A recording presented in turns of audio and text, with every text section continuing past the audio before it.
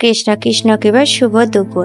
Arpita mini blog আপনাকে সবাইকে স্বাগত। তো আজকে ব্লগ হচ্ছে আমি আজকে কি করলাম এই নিয়ে ঘোরাঘুরি।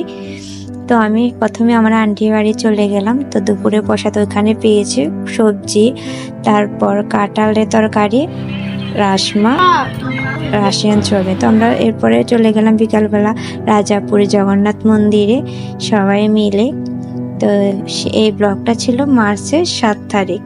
তো আমার মোবাইলের কিছু সমস্যার কারণে তাই একটু ব্লগটা দিতে দেরি হয়ে গেল।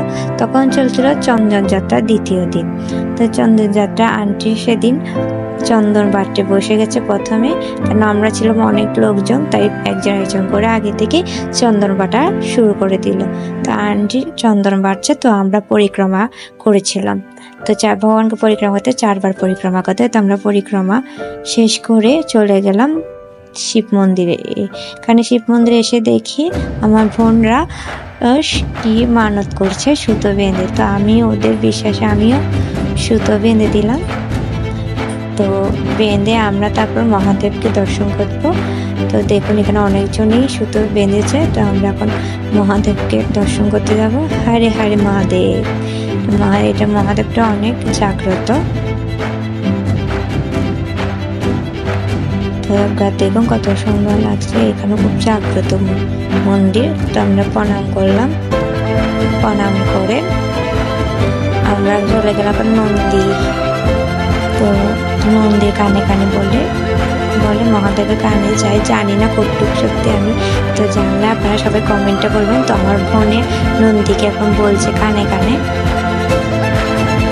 তা আমিও বললাম ওদের থেকে দেখে দেখে নন্দীর কানে।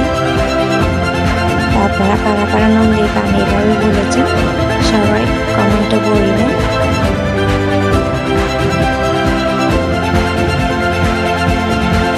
তো আমার বোন ছোট রাই ও নন্দী কানে কানে বলছে।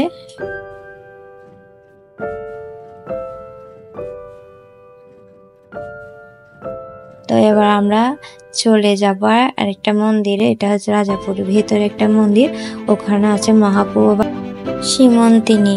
তো এটা মহাপ্রভু সীমন্তিনী মন্দির। তো আমরা এটা দর্শন করে পরিক্রমা চলে এসেছি আবার মন্দিরে। বুক লাগানোর পর ভগবানকে দর্শন দিয়েছে।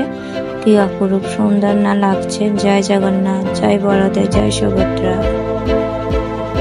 তো আমরা ভগবানকে দর্শন করে তা চলে যাচ্ছিলাম চন্দন বাটতে। তো আমার বোন চন্দন বাটছে, বিশাখা। তো বলেছিল ওর বাটার পরে ও বাটা শুরু করবে। তো বাটছিল, আবার বাটছিল, তারপর আমি বাটা শুরু করলাম। চন্দনটা আরো বাটতে পারতাম, কারণ ভালো করে বাটতে পারলাম না পেঁয়াজের জন্য। চন্দন শিলটা ততটাই খসখসে ছিল না, তাই একটু কষ্ট হয়েছিল। ভগবানের সেবা করে আমি ভগবান মনে করি, কারণ সবার কপালে থাকে না এরকম ভগবানের সেবা কাজ করার। তাই ভগবানের কাছে আমি অনেক সুখের মনে করি আমাকে উনি এখানে এনেছেন ওনার একটু সেবা করার জন্য। ভগবান কৃপা করো আমি যেন তোমার এরকম সেবা করতে পারি। তো আমরা চলে গেছি প্রসাদ নিতে। তো সন্ধ্যার প্রসাদ দিচ্ছিল, রাত তখন 8টা মনে হয়। তো সবাই ভিড় করছে প্রসাদের জন্য। এখানে প্রভু একটা কীর্তন করছিল, প্রসাদটা খুব সুস্বাদু ছিল। তো আজকের ব্লগটা আমার এই পর্যন্ত। হরে কৃষ্ণ।